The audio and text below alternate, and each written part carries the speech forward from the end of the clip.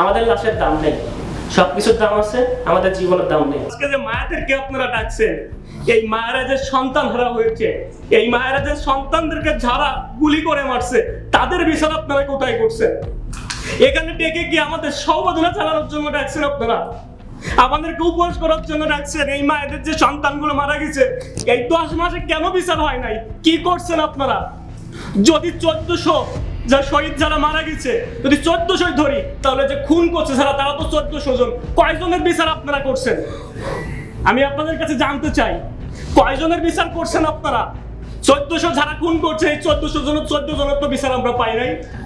আমাদের জন্য সামনে কি রেখে যাচ্ছেন? আমাদেরকে ফাঁসি দেওয়ার জন্য? এই আওয়ামী লীগ সরকার আসলে তো আমাদেরকেই ফাঁসি দিবে, খুঁজে খুঁজে বের করে আমাদেরকে মারবে। কই, আপনারা আগেও ছিলেন সরকারি দলের, এখনো থাকবেন সরকারি দলের, ভবিষ্যতেও সরকারি দলের। দিন শেষে আমরা যারা জীবনের বিনিময়ে সর্বোচ্চটুকু রিস্ক নিয়ে কাজ করছি, আমাদের জন্য তো আপনারা কোনো সেফটির জায়গা করেন নাই।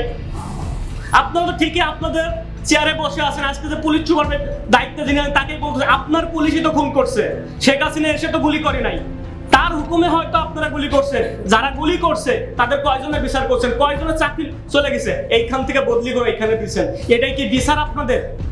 এটাই কি উচিত? এটাই কি আমাদের নিরাপত্তা?